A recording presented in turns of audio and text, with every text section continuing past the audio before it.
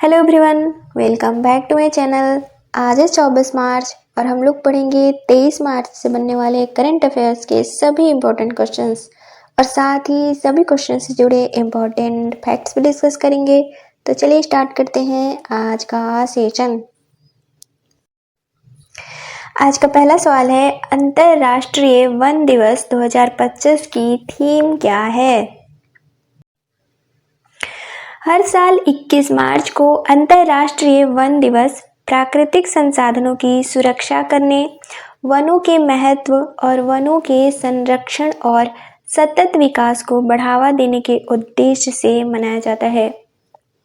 दरअसल 21 दिसंबर साल 2012 को संयुक्त राष्ट्र महासभा द्वारा प्रत्येक वर्ष अंतर्राष्ट्रीय वन दिवस मनाए जाने की घोषणा की गई थी, जबकि 21 मार्च साल 2013 को पहली बार यह दिवस मनाया गया था।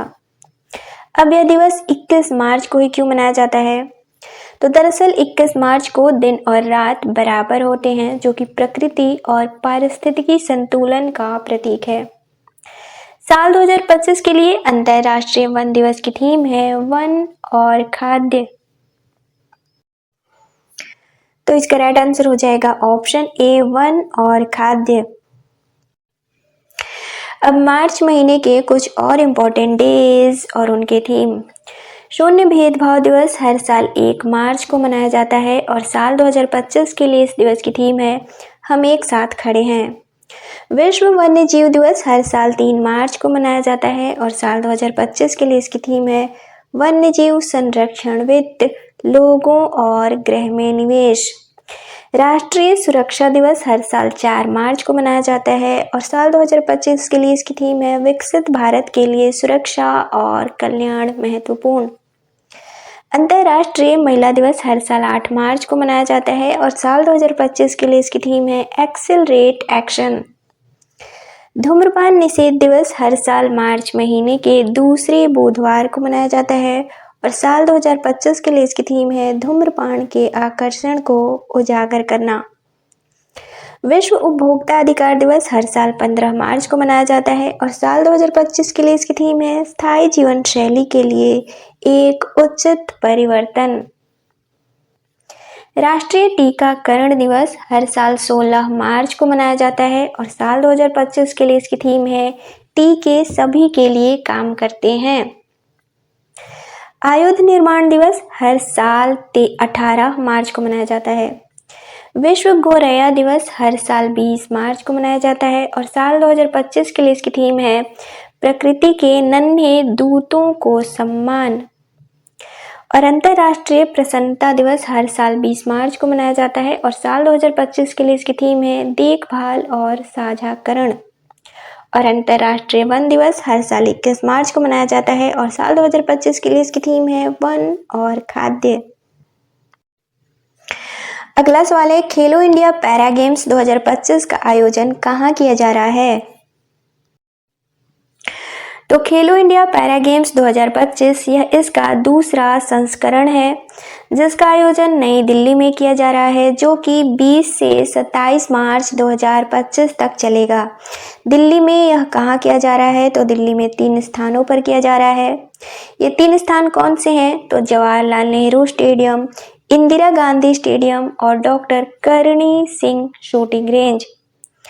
इसका उद्घाटन केंद्रीय खेल मंत्री मनसुख मंडाविया द्वारा किया गया है। खेलो इंडिया पैरा गेम्स 2025 का शुभंकर है उज्ज्वला। इसमें 28 राज्यों और 8 केंद्र शासित प्रदेशों के 1300 से अधिक एथलीट 6 प्रतिस्पर्धाओं में भाग ले रहे हैं। ये 6 प्रतिस्पर्धा कौन से हैं? तो पहला पैरा तीरंदाजी, दूसरा पैरा एथलेटिक्स, तीसरा पैरा बैडमिंटन, चौथा पैरा शूटिंग, पांचवा पैरा टेबल टेनिस और छठा पैरा पावर लिफ्टिंग। इसका उद्देश्य है देश के जमीनी स्तर पर खेलों को बढ़ावा देना। तो राइट आंसर हो जाएगा ऑप्शन सी, नई दिल्ली। अगला सवाल है, हाल ही में आईओसी की पहली महिला अध्यक्ष कौन नियुक्त की गई हैं? तो आईओसी की 10वीं अध्यक्ष हाल ही में क्रिस्टी कोवेंट्री चुनी गई हैं, जो कि जिम्बाब्वे की खेल मंत्री हैं। क्रिस्टी कोवेंट्री आईओसी की अध्यक्ष बनने वाली पहली महिला और पहली अफ्रीकी भी हैं। ये 23 जून साल 2025 को वर्तमान अध्यक्ष थॉमस बाक की जगह लेंगी। इनका कार्यकाल 8 साल का है। अब आईओसी, तो आईओसी का पूरा नाम है इंटरनेशनल ओलंपिक कमेटी। इसकी स्थापना साल 1894 में की गई थी। आईओसी के प्रथम अध्यक्ष थे डेमेट्रियस विकेलस। आईओसी के अध्यक्ष का चुनाव आईओसी सदस्यों द्वारा गुप्त मतदान के जरिए 8 वर्ष के कार्यकाल के लिए किया जाता है। आईओसी अध्यक्ष का चुनाव साल 2025 में ग्रीस में आईओसी के 144वें सत्र में किया गया है। आईओसी के वर्तमान अध्यक्ष हैं थॉमस बाक। तो राइट आंसर हो जाएगा ऑप्शन ए, क्रिस्टी कोवेंट्री। अगला सवाल है, हाल ही में भारत ने पैशन फ्रूट उद्योग को बढ़ावा देने के लिए किस देश को 1 मिलियन अमेरिकी डॉलर मूल्य की मशीनरी भेजी है?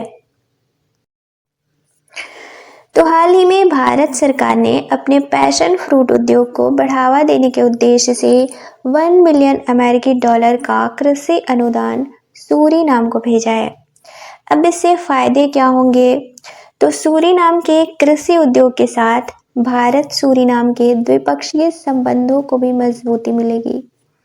अब सूरीनाम, तो ये हो जाएगा मैप में सूरीनाम।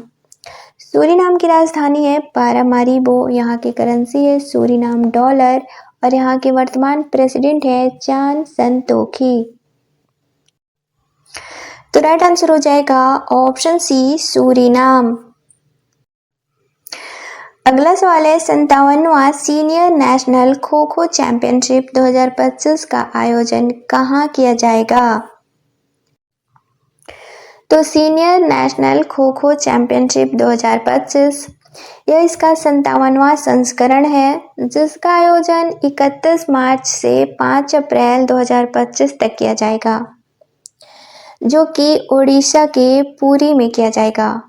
इस चैंपियनशिप में 74 टीमें भाग ले रही हैं, जिसमें 30 राज्यों और केंद्र शासित प्रदेशों की टीमें और airport authority, railway, BSF, Maharashtra police और सीआईएसएफ की टीमें शामिल हैं। इस चैंपियनशिप का आयोजन kho kho federation of India द्वारा करवाया जाता है और kho kho federation of India के अध्यक्ष हैं, वर्तमान अध्यक्ष हैं सुधांशु मित्तल। तो राइट आंसर हो जाएगा ऑप्शन बी, ओडिशा। अगला सवाल है, हाल ही में नेटुम्बो नंदी नंदैतवा किस देश की पहली महिला राष्ट्रपति बनी है? तो हाल ही में नेटुम्बो नंदी नंदैतवा ने नामीबिया की पहली राष्ट्रपति के रूप में शपथ ली है। नेटुम्बो नंदी नंदैतवा ने दिसंबर 2024 में राष्ट्रपति का चुनाव जीता था। अब नामीबिया, तो ये हो जाएगा मैप में नामीबिया। नामीबिया की राजधानी है विंडहॉक, यहाँ की करेंसी है नामीबियाई डॉलर और नामीबिया की वर्तमान प्रेसिडेंट हो जाएंगी नेटुम्बो नंदी नंदैतवा। तो राइट आंसर हो जाएगा ऑप्शन ए, नामीबिया। अगला सवाल है, हाल ही में किस राज्य सरकार द्वारा लखपति दीदी योजना शुरू की गई है? उत्तराखंड सरकार द्वारा राज्य की स्वयं सहायता समूह से जुड़ी महिलाओं की आर्थिक स्थिति में सुधार करने एवं उन्हें आत्मनिर्भर बनाने के उद्देश्य से मुख्यमंत्री लखपति दीदी योजना की शुरुआत की गई है। इस योजना के तहत साल 2025 तक राज्य की 3,67,000 स्वयं सहायता समूह की 1,25,000 महिलाओं को लखपति बनाने का लक्ष्य रखा गया है। इस योजना के तहत 5 लाख रुपए तक का ब्याज मुक्त लोन दिया जाएगा। अब उत्तराखंड, तो ये हो जाएगा मैप में उत्तराखंड। उत्तराखंड का गठन 9 नवंबर साल 2000 को किया गया था। उत्तराखंड का पुराना नाम है उत्तरांचल उत्तराखंड की राजधानी है, दो राजधानियां हैं, देहरादून और गैरसैंण। उत्तराखंड के वर्तमान सीएम हैं पुष्कर सिंह धामी और उत्तराखंड के वर्तमान गवर्नर हैं गुरमीत सिंह। हाल ही में राज्य की एकल महिलाओं को आत्मनिर्भर बनाने के उद्देश्य से मुख्यमंत्री एकल महिला स्वरोजगार योजना को राज्य में मंजूरी दी गई है। तो राइट आंसर हो जाएगा ऑप्शन डी, उत्तराखंड। अगला सवाल है, स्वतंत्रता सेनानी पी श्रीरामुलु की 58 फीट ऊंची प्रतिमा कहां स्थापित की जाएगी? तो हाल ही में आंध्र प्रदेश के मुख्यमंत्री एन चंद्रबाबू नायडू ने स्वतंत्रता सेनानी पोट्टी श्रीरामुलु की 125वीं जयंती के अवसर पर अमरावती में श्रीरामुलु की 58 फीट ऊंची प्रतिमा स्थापित किए जाने की घोषणा की है, जो कि श्रीरामुलु की अगली जयंती 126वीं जयंती के अवसर तक तैयार करने की बात की गई है। दरअसल आंध्र प्रदेश राज्य के गठन के लिए श्रीरामुलु ने 58 दिनों का उपवास रखा था। श्रीरामुलु की 125वीं जयंती 16 मार्च 2025 को थी। इनका जन्म 16 मार्च साल 1901 में हुआ था और इनका निधन लंबे उपवास के बाद 15 दिसंबर साल 1952 को हुआ था। तो राइट आंसर हो जाएगा ऑप्शन ए, अमरावती। अगला सवाल है, हाल ही में UIDAI ने आधार सेवाओं को बेहतर बनाने के लिए किसके साथ समझौता किया है? तो भारतीय विशिष्ट पहचान प्राधिकरण यानी कि UIDAI ने आधार सेवाओं के उपयोगकर्ताओं के अनुभव को बेहतर बनाने के उद्देश्य से जेनरेटिव AI कंपनी सर्वम AI, जो कि बेंगलोर की कंपनी है, के साथ समझौता किया है। यह समझौता 1 वर्ष के लिए किया गया है, बट और 1 वर्ष के लिए इसे आगे बढ़ाया जा सकता है।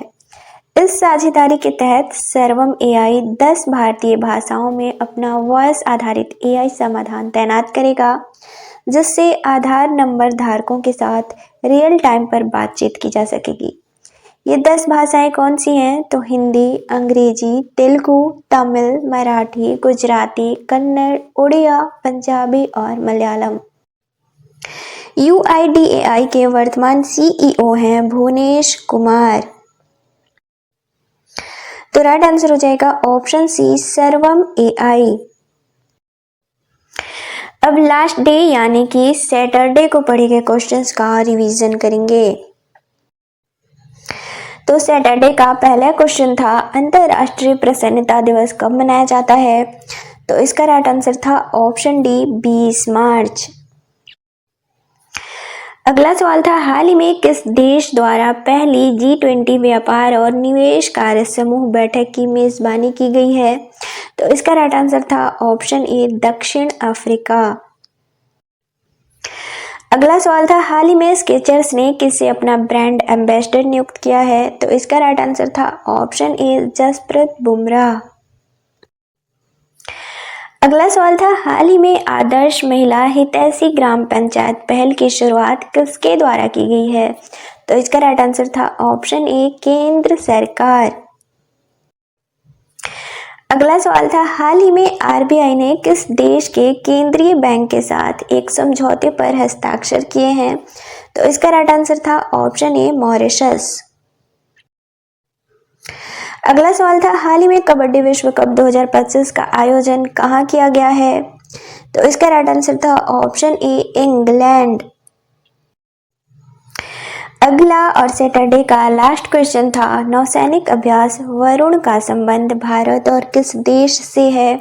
तो इसका राइट आंसर था ऑप्शन ए, फ्रांस।